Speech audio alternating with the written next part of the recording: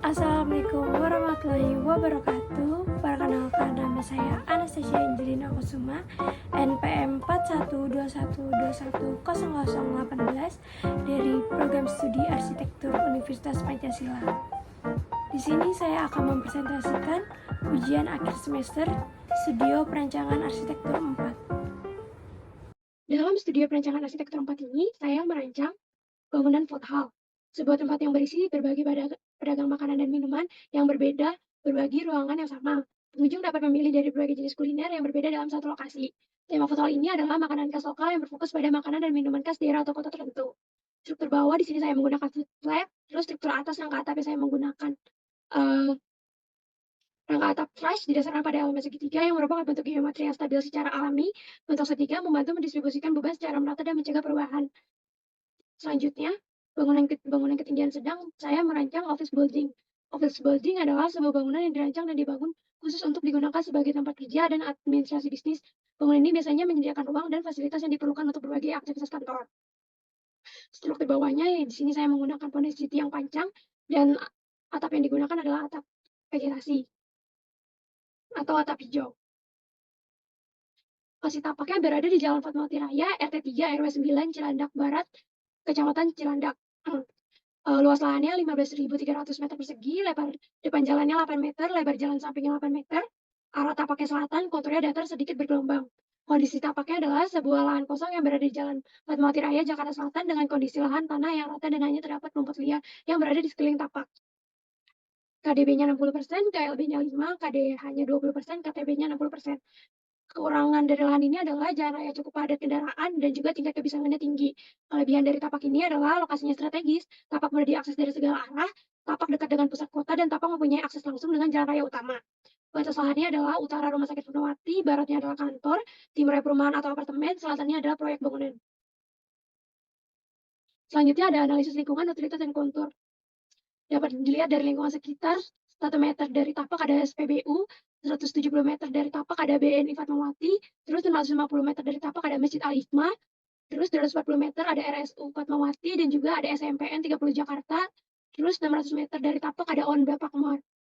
Terus kontur pada tapak memiliki karakteristik yang tidak terlalu datar atau rata, tetapi juga tidak memiliki elevasi yang sangat tinggi. Kontur tersebut sedikit bergelombang karena terdapat tumpukan tanah yang menonjol di berbagai bagian. Respon desainnya di sini saya akan mempertahankan tanah tanpa perkerasan pada area taman sebagai penyerap air hujan dengan menanamkan rumput Jepang yang dapat diinjak agar area tetap hijau. Terus juga sebagian lahan akan dibentuk menjadi taman dengan kontur untuk menciptakan kesan landscape menarik. Terus utilitasnya air bersih kawasan didistribusikan langsung ke bangunan berasal dari PDAM. Terus respon desainnya penyediaan jalur khusus kendaraan sampah untuk memastikan bahwa aktivitas layanan atau logistik tidak mengganggu aktivitas utama di kawasan perancangan. Terus ada juga sistem kebakarannya. Di sini saya akan menggunakan hydrant pilar, hydrant tabung, dan hydrant box. Terus sistem kebakaran akan diletakkan di berbagai titik untuk mengantisipasi kebakaran. Di sini juga saya akan menggunakan listrik kawasan berupa panel surya dan juga listrik pusat kota. Selanjutnya ada analisis iklim, matahari, angin, dan curah hujan. Sisi barat tapak yang berbatasan dengan jalan raya utama merupakan area yang terkena sinar matahari siang atau sore. Sisi timur tapak yang berbatasan dengan area hijau kota yang merupakan area yang terkena sinar matahari pagi, baik untuk tanaman. Selanjutnya ada angin, suhu, dan hujan. Curah hujan rata-rata 118,60 sampai dengan 555,70 mm per tahun. Suhunya adalah 24 derajat sampai 35 derajat. Kelembapan udaranya adalah 38% sampai dengan 100%. Kecepatan anginnya adalah 1,23 meter per detik sampai dengan 1,98 meter per detik dari arah barat. Respon desainnya adalah penggunaan kaca pada atap bangunan skylight guna untuk memungkinkan cahaya matahari alami masuk ke dalam ruang. Terus pada sekitar bangunan akan ditanami vegetasi untuk mengurangi paparan panas matahari yang masuk ke dalam bangunan. Terus akan dibarengi dengan penggunaan photovoltaic system pada atap bangunan untuk memanfaatkan energi matahari yang tinggi. Dinding kaca di bangunan akan menggunakan kaca tektonik berubah warna ketika terkena panas. Terus arah angin berasal dari barat, maka memelihara tanah di area taman tanpa pemekerasan sehingga air hujan dapat diserap oleh tanah dengan area penyerapan air terletak di sekitar gazebo. Tanah ditanami dengan rumput Jepang yang tahan diinjakan, menjaga agar area tetap terlihat hijau, terus memberikan ventilasi pada sisi bangunan yang menghadap sumber datangnya angin, sisi selatan dan barat sebagai penghawaan alami pada ruangan. Ada juga penggunaan terhadap overhang berfungsi sebagai perlindungan dari cipratan air hujan.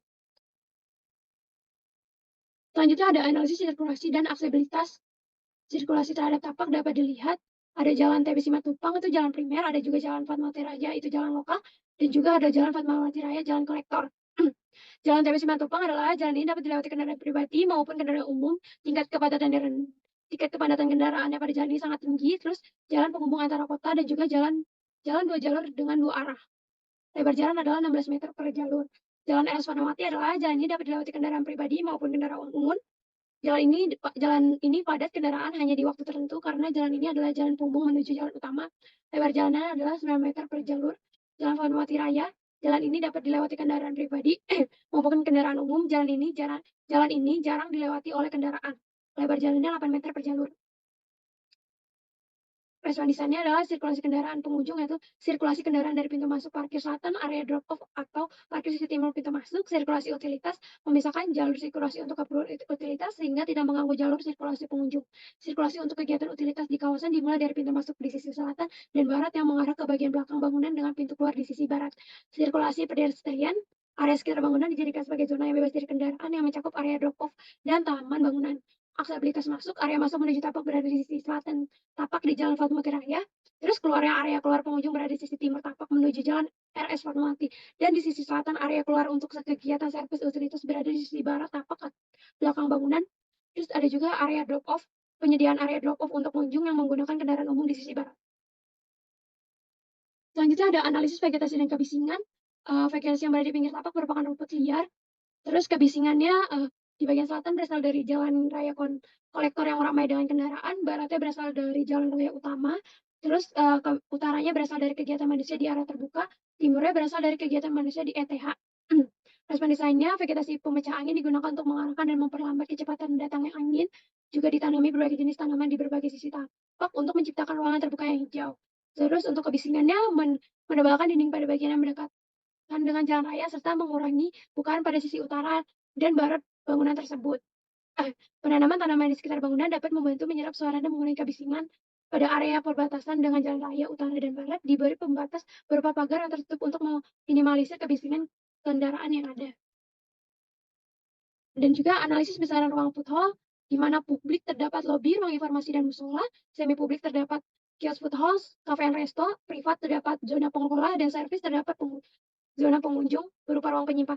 Zona servis terdapat zona penunjang berupa ruang penyimpanan, janitor, ruang MMP, ATM center, saf sampah, loading dock, toilet pria, dan juga toilet wanita. Analisis besaran ruangan office, terdapat publik yaitu ruang lobi, resepsionis, taman atau lodge, ada juga musola, dan privat terdapat zona pengelola yaitu ruang direktur, ruang manajer, ruang sekretaris, ruang rapat, ruang staf, ruang tamu, monitor, pantry, toilet pria, maupun toilet wanita. Dan juga ada semi public yaitu terdapat zona kafeteria, ada juga ruang workshop dan juga ruang co-working space. Terus servis terdapat zona penunjang yaitu gudang, janitor, ruang MEP, ATM center, saf sampah, toilet pria, maupun toilet wanita. Tema dari bangunan saya adalah modern klasik, yaitu arsitektur klasik modern merupakan sebuah perpaduan antara elemen-elemen desain klasik yang terinspirasi dari arsitektur klasik kuno dengan sentuhan modern dan inovasi. Gaya arsitektur ini menggabungkan keanggunan dan keindahan tradisional dengan teknologi dan material modern. Terus arsitektur klasik modern tetap mempertahankan kemegahan dari bangunan dan tampak elegan pada fasad bangunan, sehingga penggunaan kolom sesuai dapat menunjang kemegahan bangunan. Ornamen yang digunakan juga tidak menjadikan bangunan terlihat terlalu klasik, namun tetap ada sisi modern, bangunan tetap relatif sinematis, dan seimbang untuk menunjang sisi kemegahan. Gaya arsitektur ini menggabungkan kesederhanaan dan kemudahan penggunaan ruang modern dengan keanggunan dan kemegahan yang terinspirasi dari desain klasik. Konsep dari modern klasik yaitu ada karakteristiknya yaitu satu, pembingkaian elemen klasik yaitu penggunaan kolom, pilaster, dan elemen klasik lainnya sebagai elemen struktural juga merupakan ciri khas arsitektur modern klasik. Yang kedua ada penekanan pada ruang dan cahaya. Arsitektur ini sering menitikberatkan pada pemanfaatan cahaya alami dan menciptakan ruang terbuka yang memungkinkan sirkulasi udara yang baik. Ya, terus ada juga konsep modern klasik. Yang pertama ada harmoni antara fungsi dan estetika. Yang kedua ada proporsi dan simetri. Yang ketiga penggunaan material modern. Dan yang keempat ada detail ornamen yang halus. Selanjutnya ada sheet plan yang telah saya buat, dapat dilihat seperti ini. Terdapat 2 parkiran, yaitu parkiran buat bangunan food hall dan juga parkiran untuk bangunan office tower. Dan berikutnya ada block plan, dapat dilihat nomor 1 adalah entrance masuknya pengunjung, nomor 2 adalah parkir area 1 yang merupakan bangunan food hall, yang ketiga adalah parkir area 2 untuk bangunan kantor, dan yang keempat adalah bangunan office tower-nya, dan yang kelima adalah bangunan food hall, yang keenam adalah jalur servis area food hall, dan yang ketujuh adalah jalur servis area office tower, dan yang ke-8 adalah exit dari bangunan. Selanjutnya ada denah lantai 1 dari office tower, di mana ukurannya adalah 32 meter dikali 40 meter. Denah pada lantai 1 ini berfokus pada untuk publik, juga terdapat kafetaria, ada juga supermarket, terus juga terdapat ATM center, musola, dan masih banyak lainnya. Terus di denah lantai 2 ini lebih ke semi public, terdapat ruang rapat, juga terdapat ruang workshop, ruang seminar, dan juga ada ruang rapat yang dapat disewakan kepada pengunjung. Selanjutnya ada denah lantai 3, ini terdapat coworking space, juga terdapat ruang rapat, juga terdapat uh, coworking yang dari berbagai ukuran yang dapat disewakan kepada pengunjung. Sama halnya dengan lantai 3, lantai 4 pun begitu, terdapat coworking space, ruang rapat yang dapat disewakan kepada pengunjung. Lantai 5 juga terdapat coworking space, juga terdapat 2 ruang rapat. Selanjutnya di lantai 6 lebih ke privat karena program ruang yang ada di sini terdapat ruang direktur, ruang sekretaris, terus ruang manajer, ada juga ruang staff. Di sini untuk lantai ini dikhususkan untuk ke lantai pengelola bangunan office. Selanjutnya ada denah food hall lantai 1, di mana ukurannya 54 meter dikali 40 meter. Nah, pada denah ini lantai 1 difokuskan untuk umum, yaitu terdapat kios-kios dan juga stand-stand makanan yang nantinya akan ditempatkan di lantai 1, dan juga di tengahnya terdapat tempat duduk yang dapat nanti diduduki oleh pengunjung. Selanjutnya ada denah lantai 2. Di denah lantai 2 juga terdapat kios-kios makanan dan minuman. Jadi konsepnya di tengahnya emang nggak ada, jadi nanti dari lantai 2 kalian bisa ngeliat ke bawah. Dan ini tampak depan dari office tower. Ini tampak belakang dari office tower. Nah, ini tampak sebelah kiri, dan tampak sebelah kanan terdapat pintu untuk terdapat pintu untuk loading dock. Selanjutnya ada tampak depan food hall, tampak belakang food hall. Di tampak belakang ini juga terdapat pintu untuk loading dock. Ada tampak kiri dan tampak kanan di sini. Saya menggunakan atap patch truss. Nah, selanjutnya adalah potongan AA dari office tower. Dapat dilihat sebagai berikut. Di sini saya menggunakan atap dak beton, slope, terus juga ketinggiannya per lantai di sini saya 5 meter, dan juga jarak antar baloknya di sini saya pakai 8 meter. Selanjutnya ada potongan BB, dapat dilihat sebagai berikut. Sama juga di sini ketinggian antara lantainya itu 5 meter, terus jarak antara baloknya 8 meter.